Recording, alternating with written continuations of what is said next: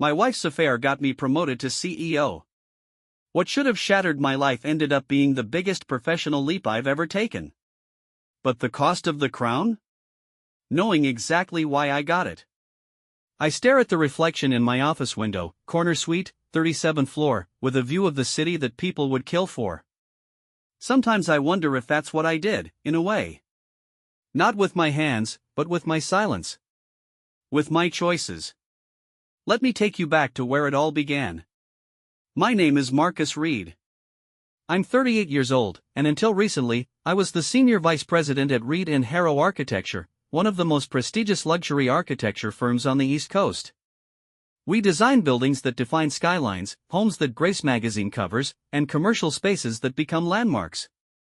My job was to oversee our most ambitious projects, manage client relationships, and ensure every building that left our design floor was nothing short of spectacular. I've always been calculated in my approach to life. Strategic. Methodical. My colleagues often joke that I can visualize the solution to a structural problem faster than our computer models can render it. But that same mind that can solve complex architectural challenges? It completely failed to see what was happening right in front of me. My wife, Vanessa, and I met during my second year at the firm. She was organizing a charity event at one of our newly completed hotels. I remember the moment I first saw her, confident, elegant, working the room with an ease that made everyone feel important. She had this laugh that could make everyone turn their heads, not because it was loud, but because it was genuine in a room full of polite smiles. We were married within a year. She was 28, I was 31, and everything seemed perfect. Vanessa always enjoyed the social aspect of my job.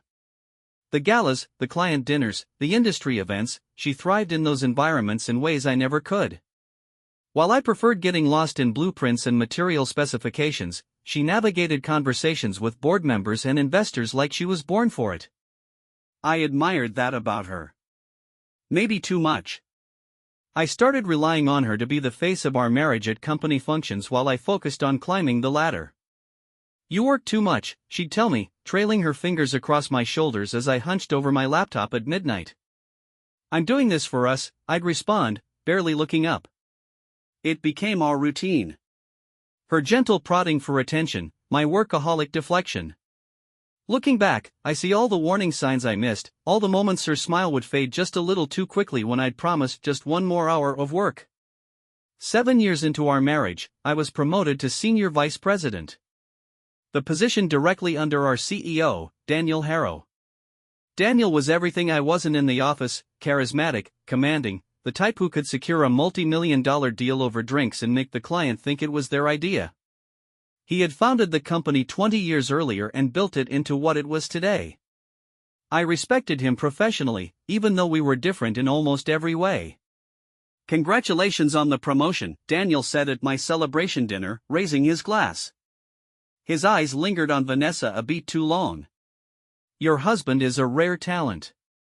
"I've always known that," Vanessa replied, her smile radiant as she squeezed my hand under the table. I thought she was proud of me. Maybe she was, at that point. The next 2 years were the most demanding of my career. I was traveling constantly, overseeing international projects, spending weeks at a time away from home. Vanessa started organizing more of the firm's events, volunteering to help with client relations. I was grateful. It kept her connected to my world even when I couldn't be present. "Daniel asked me to head up the gala committee this year," she mentioned casually one evening as we ate takeout in our dining room. "He says I have a knack for bringing the right people together." "That's great," I said, already scrolling through emails on my phone. "You'll do an amazing job." She studied me for a moment before continuing to eat in silence. Another warning sign I missed. The changes were subtle at first. Vanessa started talking about the firm's internal affairs with surprising accuracy: projects that weren't public knowledge, hiring decisions still in discussion phases, expansion plans I'd only heard whispered about in executive meetings. "How did you know about the Singapore project?" I asked her one night after she mentioned it over dinner. "We haven't announced that yet." "Oh, people talk at these events, Marcus. You'd be surprised what you can learn with the right questions," she said, waving it off. Besides, you never tell me anything about work anymore. I remember feeling a twinge of unease but dismissing it. My wife was smart and perceptive. Of course she'd pick up on things. Then came the board meeting that changed everything. We were discussing a controversial redesign for a historic building conversion, a project I was leading. The client wanted modern elements that some board members felt compromised the integrity of the original architecture. The debate was getting heated. "I think Marcus has the right approach here," Daniel interrupted, leaning forward in his chair at the head of the table. "Actually, Vanessa and I were discussing this very issue the other night. She made an interesting point about preserving the facade while transforming the interior." Very insightful. The room continued the discussion, but I sat frozen. Vanessa and Daniel were discussing my projects? At night? I had never shared those specific details with her. And why was our CEO having private conversations with my wife about company business? That evening, I asked her about it casually over dinner. "Daniel mentioned you two had been talking about the Westbrook project." She didn't look up from her plate. "Oh, just in passing at the foundation dinner last week. He asked my opinion as someone who appreciates both history and modern design." "Nothing serious." Her voice was light, dismissive, but something about her posture had changed. She was too still, too deliberate with her fork. "I didn't realize you attended that dinner. Last-minute thing. You were in Chicago for that skyscraper consultation, remember? Daniel had an extra seat at the table and thought I might enjoy the networking opportunity." I nodded and let it drop. But that night, I lay awake next to her sleeping form, replaying countless moments in my mind. The late-night charity events. The way Daniel's eyes followed her across rooms. How she seemed to know more and more about the inner workings of the company. The way she'd started dressing differently, more expensively, more deliberately stylish, for what she called work functions. I told myself I was being paranoid. That my ambitious mind was creating problems where none existed. Vanessa loved me. Daniel respected me. I was projecting my insecurities onto innocent interactions. Then came the voice message that shattered everything. It was a Tuesday afternoon. I was in back-to-back meetings until my phone buzzed with a notification. A voice message from Vanessa. I excused myself to listen, expecting something mundane about dinner plans. Instead, I heard my wife's voice, low and intimate in a way she hadn't spoken to me in years. "Daniel, darling, I can't wait for tonight. The board isn't suspicious at all. Marcus is completely focused on the Tokyo presentation. I've missed our rooftop nights. The way you make me feel seen. Powerful. Everything he's too busy to notice. I'll wear that thing you like. Don't be late." The message ended. The world tilted on its axis. I stood in the hallway of my office building, surrounded by the normal sounds of a workday, phones ringing, keyboards clicking, casual conversation, while everything I thought I knew about my life crumbled around me. My wife was having an affair with my boss. The CEO. The man who controlled my career. And apparently, they'd been discussing company business, my projects, during their time together. I didn't go back to my meeting. I couldn't. I walked out of the building in a daze, my mind racing with questions and implications. How long had this been happening? Who else knew? Was my entire career, my reputation at the firm, somehow tangled up in this betrayal? I ended up at a park bench across from our office tower, staring up at the building where both my greatest professional achievements and now my greatest personal humiliation had taken place. The cold reality was setting in. My wife, the woman I had built my life around, had betrayed me with the one person who held the keys to my professional future. I sat there for hours, watching the sun set behind the skyline I'd helped design. I didn't feel anger yet. That would come later. Instead, I felt something entirely different, something that surprised me. I felt clarity. Perfect, crystalline clarity. For the first time in years, I saw the complete picture of my marriage, my career, and the intersection of the two. I saw the patterns, the manipulations, the careful placement of pieces on a board I didn't even know I was playing on. And in that moment of terrible clarity, I made a decision that would change everything. If they wanted to play games with my life, I would show them what happens when they underestimated who they were playing with. The architect in me knew something they didn't. Before you can build something truly remarkable, sometimes you need to tear everything down to its foundation. And that's exactly what I intended to do. That voice message replayed in my mind like a broken record as I sat motionless on that park bench. The evening crowds moved around me while I remained frozen, processing what I had just heard. Vanessa's words to Daniel echoed with an intimacy that felt like daggers twisting in my chest. Our rooftop nights. The thing you like. Each phrase confirmed what my subconscious had suspected but my heart had refused to acknowledge. I returned home late that night, unsure of what I would say when I faced her. Our penthouse was quiet when I entered, with only the soft glow of the kitchen lights illuminating the space. Vanessa sat at our Marble Island counter, dressed elegantly as though she had just returned from somewhere important. Her face brightened momentarily when I walked in, then fell when she saw my expression. "Marcus?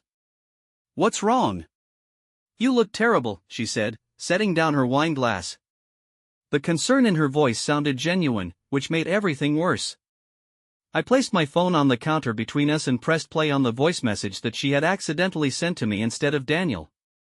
Her face transformed as she listened, first confusion, then horror, finally settling into a carefully composed mask. "You sent this to me by mistake," I said, my voice unnervingly calm even to my own ears. "Were you planning to meet him tonight?" Vanessa opened her mouth, closed it, then straightened her shoulders. "Marcus, I can explain.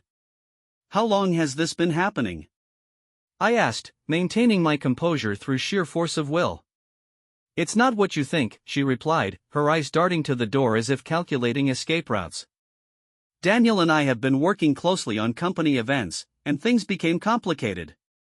I laughed, the sound hollow and foreign to my ears. "Complicated? Is that what we're calling betrayal now?" "This isn't fair," she said, standing up and pacing the kitchen. "You've been absent for years, Marcus.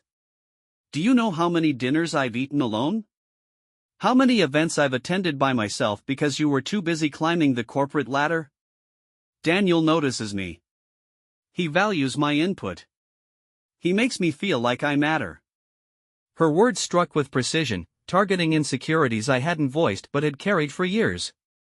"And discussing my projects with him? Was that also because I made you feel unvalued?" "That was business," she said, her tone shifting to something harder. "Daniel recognizes my potential in ways you never have. He thinks I have insights worth listening to."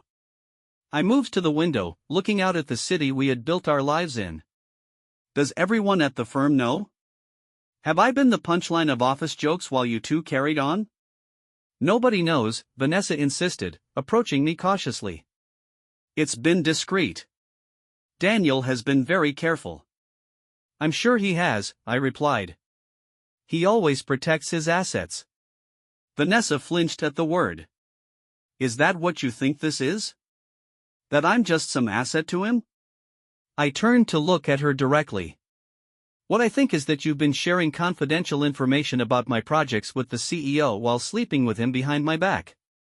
What I think is that my personal and professional lives have become so entangled that I can't tell where one betrayal ends and another begins." "Marcus, please," she said, reaching for my arm. "We can work through this. It doesn't have to define us." I stepped away from her touch. "Tell me something, Vanessa. In all your intimate discussions with Daniel, did my name ever come up? Did you ever discuss my career, my future at the firm?" Her hesitation answered before her words could. "Daniel has always respected your work. He thinks you have tremendous potential." "That wasn't my question," I said, collecting my keys and wallet from the counter. "I'll be staying at a hotel tonight. I need time to think about what happens next, with us, with my position at the firm, with everything." "Where are you going?" she asked, panic finally breaking through her composed exterior. "To reconsider every decision I've made in the last decade," I answered, walking toward the door. "And to figure out who exactly I've been building this life for." Morning arrived with cruel clarity after a sleepless night in an anonymous hotel room. The decision to confront Daniel crystallized as I showered and dressed in my sharpest suit. If my personal life was collapsing, I refused to let my professional dignity follow suit. The office buzzed with typical Monday energy as I arrived, nodding at colleagues who had no idea their senior vice president was navigating the wreckage of betrayal with every measured step toward the executive floor. Daniel's assistant brightened when she saw me approach. "Mr. Reed, good morning. Mr. Harrow isn't expecting you, but he's just finishing a call." "I'll wait," I replied, settling into one of the leather chairs outside his office with artificial patience. Through the glass walls, I watched him gesturing animatedly into his phone, the picture of executive confidence. My phone vibrated, another message from Vanessa, the 12th since last night. I silenced it without reading. Daniel's door opened 10 minutes later. "Marcus." Perfect timing. Come in, come in. I was just about to ask Jennifer to find you." His handshake was firm, his smile practiced. "The Tokyo presentation needs your magic touch before Thursday." I followed him into his corner office with its sweeping views of the city. Awards and architectural models decorated the space, testaments to his legacy. I wondered how many other trophies he considered himself entitled to. "Before we discuss Tokyo," I began, closing the door behind me, "there's something more pressing we need to address." Daniel leaned against his desk, eyebrows raised. "Problems with the Westbrook redesign again?" "Those historical preservation people are relentless." "Not Westbrook. This is about you and Vanessa." The atmosphere shifted instantly. Daniel's smile remained, but his eyes narrowed slightly. "Ah. She mentioned you might be upset about some of her involvement with company events. Marcus, I hope you understand that her contributions have been valuable. Your wife has quite the mind for our business." "My wife has quite the mind for many things, apparently. Including remembering to wear that thing you like during your rooftop meetings." Daniel's pause lasted barely a heartbeat before he straightened. "I see. She told you." "She didn't have to. She sent me a voice message intended for you." Daniel moved to his window, hands clasped behind his back as he surveyed the skyline. "These situations are always complicated, Marcus. I won't insult your intelligence by denying it or offering meaningless apologies." "How generous of you," I replied, remaining by the door. "Tell me something, Daniel. How long has this been happening?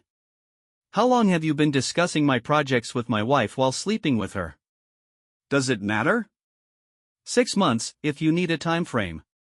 He turned to face me. "What matters more is what happens now."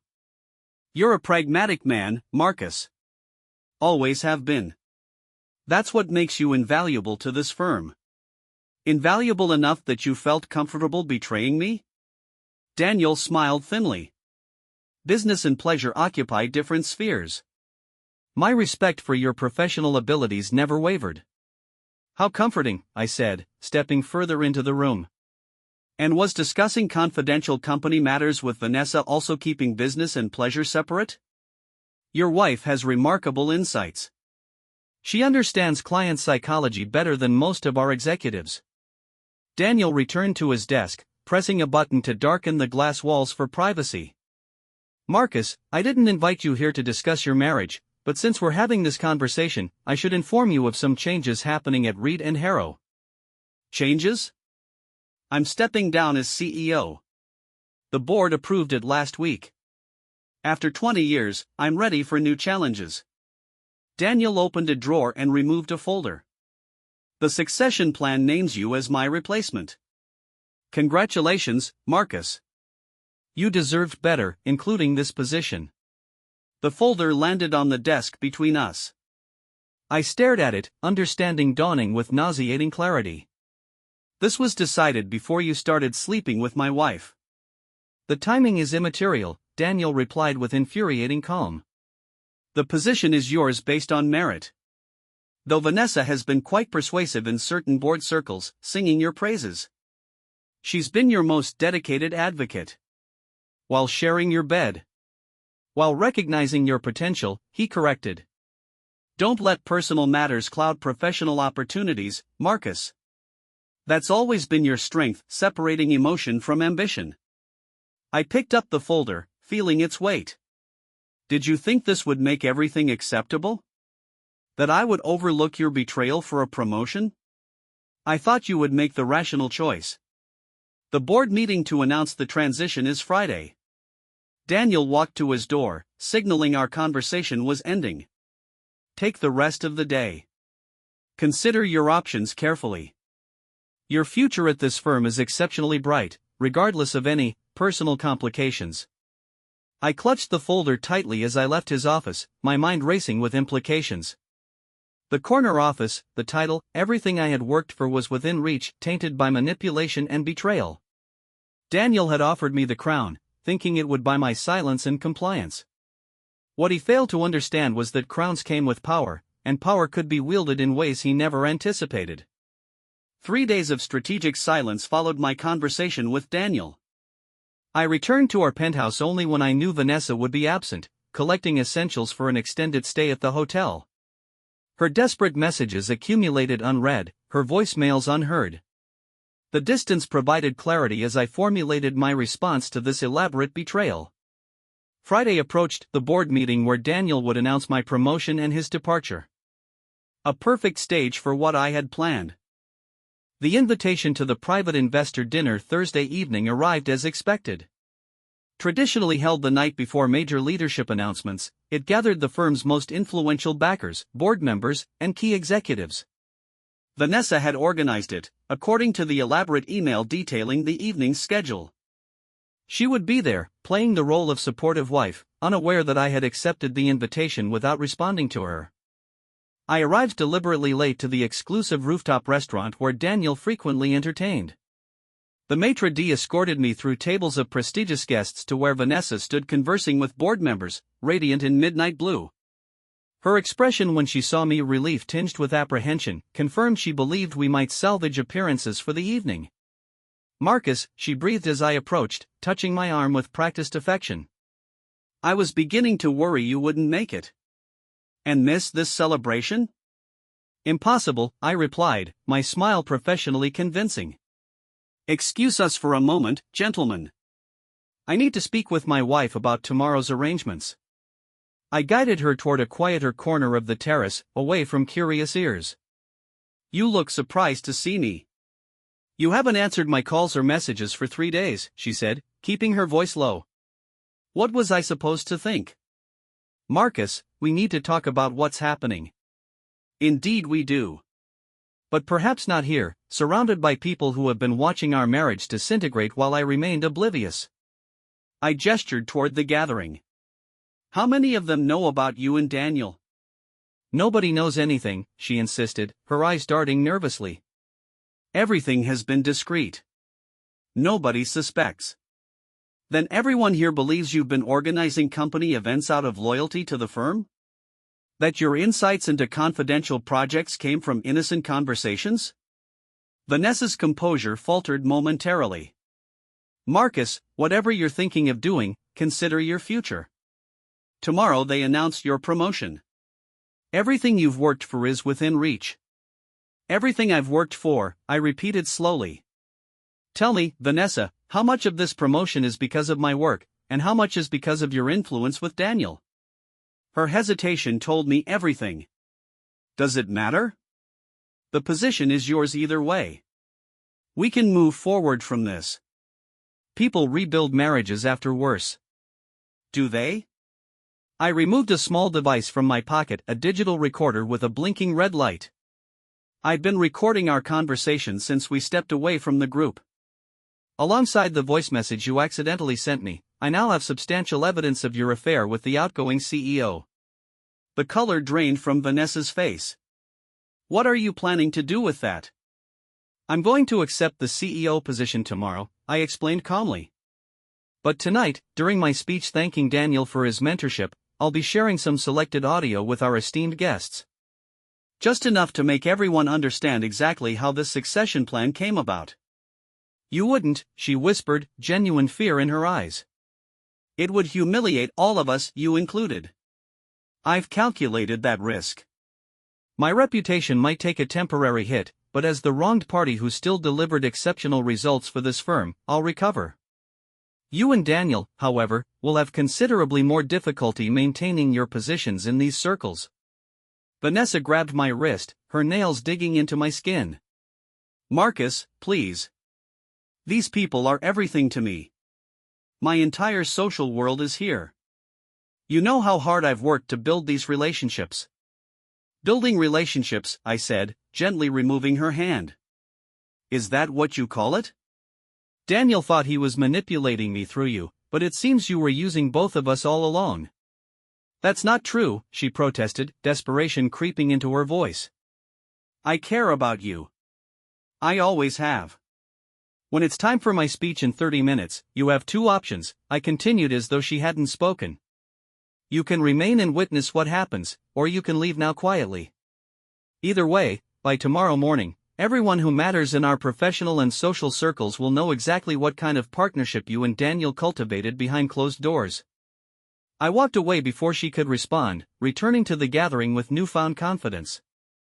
Throughout cocktails and appetizers, I watched Vanessa's increasing panic as she flitted between Daniel and various guests, whispering urgently. When Daniel approached me with a carefully controlled expression, I knew she had warned him. Marcus, let's step into my office downstairs, he suggested quietly. Whatever you're planning for tonight, we should discuss it privately. No need, I replied pleasantly. I've prepared some heartfelt remarks for my speech. I'm confident everyone will find them illuminating. The investor dinner concluded exactly as I had planned. The recording played clearly through the speaker system, just 30 seconds of undeniable evidence. Vanessa's voice describing her meetings with Daniel, followed by his response acknowledging their arrangement regarding my promotion. The stunned silence that followed was profound, broken only by Daniel's chair scraping against hardwood as he stood abruptly. Vanessa had already fled the room, unable to face the collective judgment of her carefully cultivated social circle. 1 week later, I stood in our lake house, watching early morning mist hover above the water. The board had confirmed my promotion despite the scandal, perhaps because of it. Daniel had been forced into immediate retirement without his golden parachute, his reputation in tatters. The firm needed stability, they said. My betrayal by both my wife and mentor had generated unexpected sympathy, and my calculated exposure of their affair had demonstrated the decisive leadership the company required during transition. The crunch of tires on gravel announced her arrival. I had chosen this location deliberately for our final conversation, the lake house where we had spent our first anniversary, where we had once planned to build our future together. The irony seemed appropriate. Vanessa entered without knocking, her appearance noticeably different after just 7 days. The polished perfection had faded, replaced by shadows beneath her eyes and a tension in her shoulders that spoke of sleepless nights. You wanted to meet, she said, remaining near the door as though unsure of her welcome.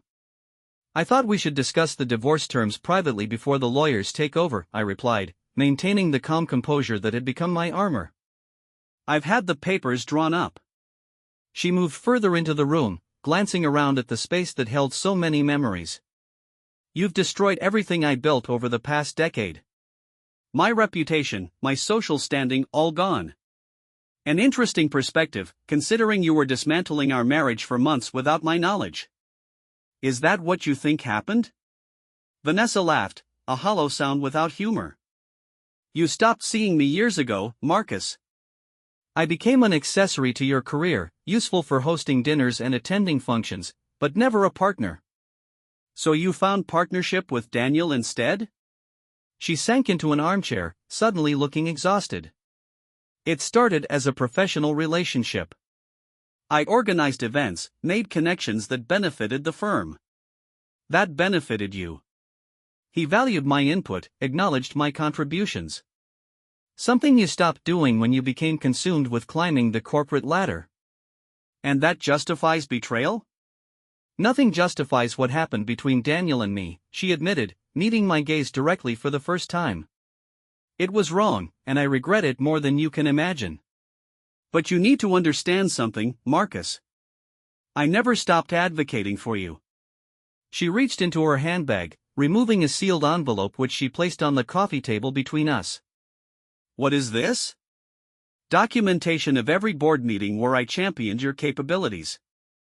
Every conversation where I convinced key stakeholders you were the only logical successor to Daniel. Letters of recommendation I secured from major clients who specifically requested you for their projects. She leaned forward. Yes, I betrayed you personally. I made an unforgivable mistake. But professionally? I was your strongest advocate. I stared at the envelope without touching it, unexpected confusion clouding my certainty. Why would you push for my promotion while betraying our marriage?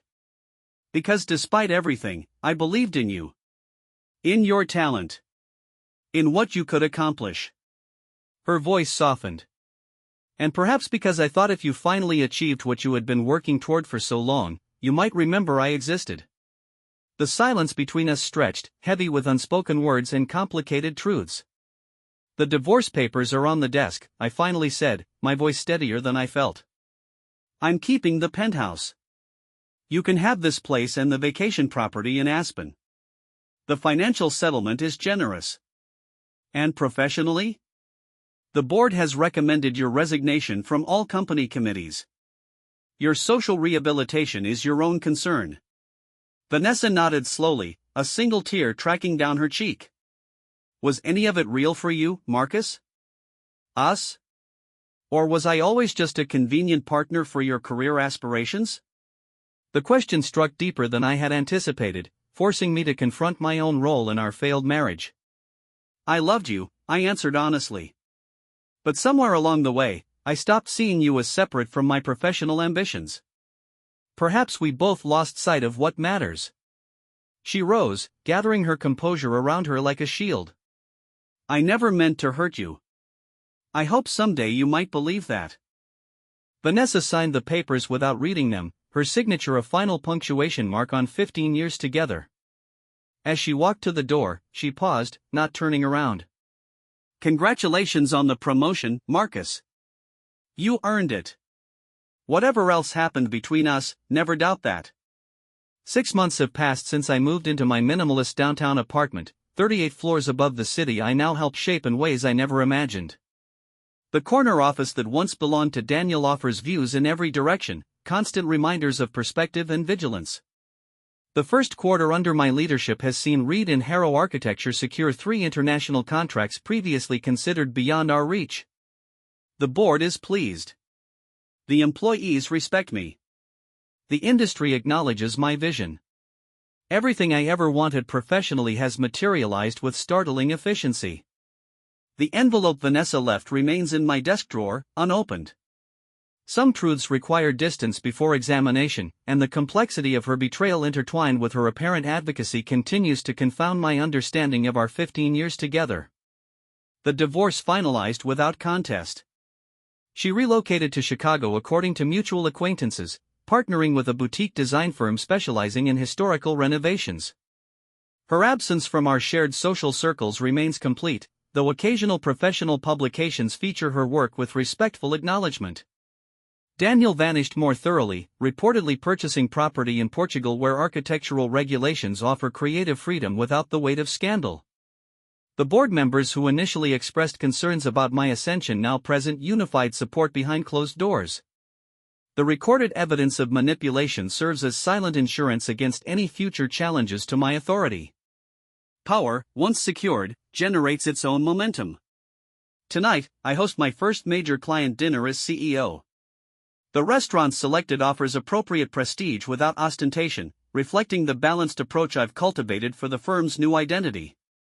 As I adjust my tie before leaving the apartment, my reflection appears both familiar and transformed.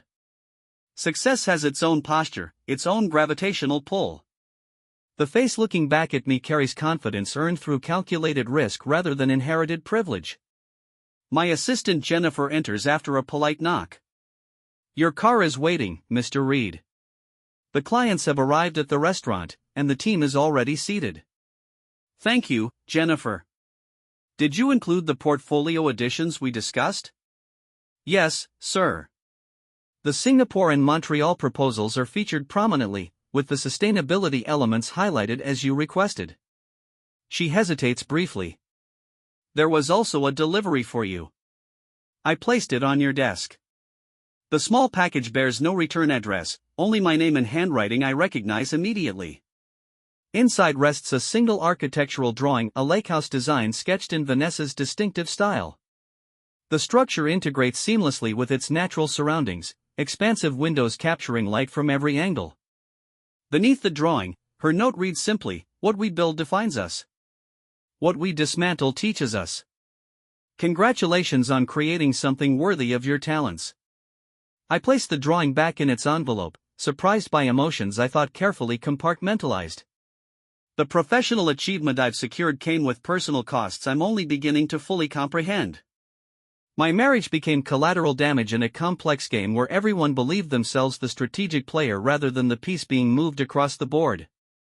"Is everything all right, sir?" Jennifer asks, noting my momentary distraction. "Yes," I reply, returning to the present. "Have the Melbourne proposals ready for my review tomorrow morning. I believe we can expand our presence in the Australian market substantially next quarter." The elevator descends smoothly to the lobby where my driver waits. Throughout the evening, I navigate conversations with practiced ease, discussing architectural innovations and market opportunities with potential clients who see only the successful CEO, not the man who dismantled his personal life to secure professional dominance. They raise glasses to future partnerships, unaware of the precise calculations behind each decision that led me to this position. Later, returning to my apartment overlooking the illuminated cityscape, I consider what true success encompasses. The promotion I pursued relentlessly throughout my career arrived through unexpected channels, tainted by manipulation yet validated by genuine achievement. The betrayal that should have destroyed me instead revealed strengths I hadn't recognized within myself. The calculated revenge that satisfied momentary justice created ripples affecting lives beyond those directly involved. Tomorrow brings board meetings, project reviews, and strategic planning sessions. The responsibilities of leadership demand constant attention and adaptation. What remains uncertain is not my professional trajectory but my personal reconstruction. The architect in me understands fundamentally that every enduring structure requires proper foundation. The man in me recognizes that achievement without meaningful connection creates monuments rather than homes. Perhaps that represents the next design challenge, building something sustainable beyond corporate success, something that acknowledges both the strength gained through adversity and the wisdom found in understanding that ambition without balance ultimately undermines its own foundation. The crown rests securely now, earned through capability rather than conferred through manipulation. What I choose to build with this power remains entirely within my design.